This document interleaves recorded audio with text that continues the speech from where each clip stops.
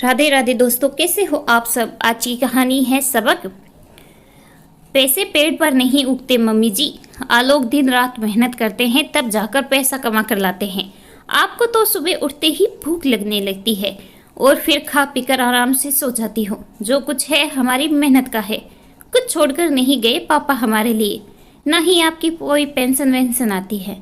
हमें ही पता है हम घर कैसे कैसे गुजारा करते हैं। सरला जी से उनकी बहू रुचि ने कहा, जो बहुत देर से अपनी बहू से अपने लिए दलिया बनाने को कह रही थी। आज उन्हें बीपी हाई की वजह से चक्कर आ रहे थे और उन्हें दवाई भी लेनी थी।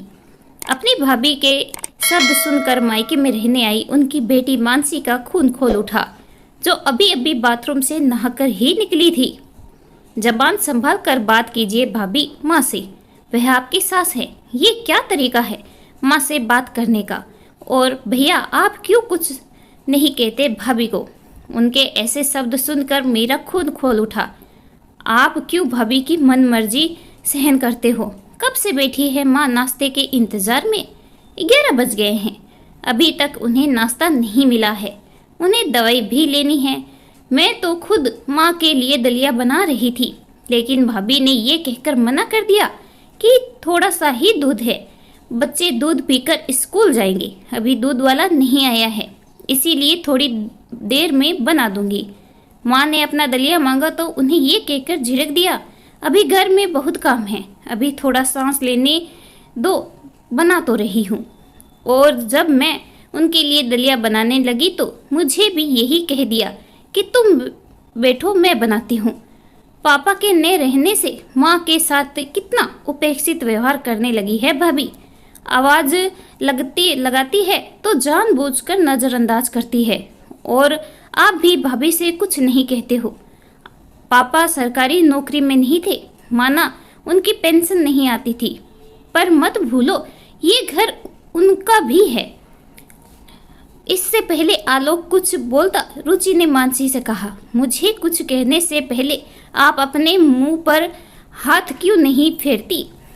दीदी आपकी सास भी तो किसी की माँ है। आप भी तो जीजा जी से रूठ कर आए दिन मायके में इसीलिए बैठी रहती हो जिससे आपके पति अपनी बूढ़ी अकेली माँ से अलग होकर रहने लगे। आपके ससुर तो सरकारी नौकरी में थे और आपकी सास की तो पेंशन भी आती है। आप क्यों बुढ़ापे में उनके बेटे को उनसे अलग करना चाहती हो। और वह बेचारे तो समझा समझा कर आपको हार गए। आप अपनी माँ के साथ मुझे ऊंची आवाज़ में बात करते देखकर क्यों आपका कलेजा छलनी हो गया। आप तो ये सब रोज ही करती हो अपनी सास के साथ। तुम्हारी भाभी कुछ गलत तो नहीं कह रही है मानसी। कल जीजाजी मुझसे मिलने ऑफिस आए थे और उन्होंने मुझे तुम्हारी सारी बातें बताई थी कि तुम उनकी माँ के साथ कैसा व्यवहार करती हो और एक ही घर में अपनी अलग रसोई करने को कह रही हो। हमें तो तुमने केवल यही बताया था कि तुम्हारी सास का व्यवहार तुम्हारे साथ अच्छा नहीं है, इसीलिए तुम्हारा रोना देखकर मैं बिना कुछ सोचे समझे तुम्हारी ससुराल से लिवा आया। शायद मैं भूल गया था, कमियां ससुराल वालों पर नहीं उनकी बहू में भी हो सकती है। अपनी बेटी की गलती कहाँ किसी को नजर आती है।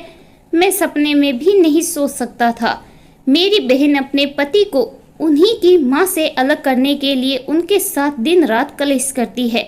और जीजाजी जैसे देवता इंसान हमसे भी कुछ नहीं कहते। आज मैंने ऑफिस से उन्हें फ़ोन किया था तो वह रो पड़े। तब मैं ही उनसे मिलने उनके ऑफिस पहुंच गया था और उनसे ही ये सारी बातें पता चली है। मैंने ही कल ऑफिस से आकर माँ को सारी बातें बताई थी। हाँ मानसी, तुम्हारा भाई सच कह रहा है। मुझे अपनी परवरिश पर बहुत घमंड था कि मेरी बेटी ससुराल में बहुत अच्छे से रह रही है। मुझे नहीं पता था तुम वहाँ पर क्या गुल खिला रही हो, इसीलिए हमें तुम्हें सबक सिखाने के लिए ऐसा नाटक करना पड़ा। तुम्हारी भाभी आज तक मुझसे ऊंची आवाज़ में बात भी नहीं करती है।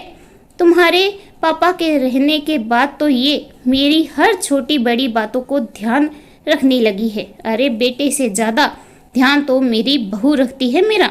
उनकी बातें सुनकर मानसी बहुत शर्मिंदा हो गई। शायद आप सच कह रही हैं माँ, मुझे अपनी माँ का दुख तो दिख गया, लेकिन अपने पति की माँ का दुख नहीं दिखा। सही ही किया आपने मुझे आईना दिखाकर। मुझे सुमित से माफ़ी मांगनी होगी।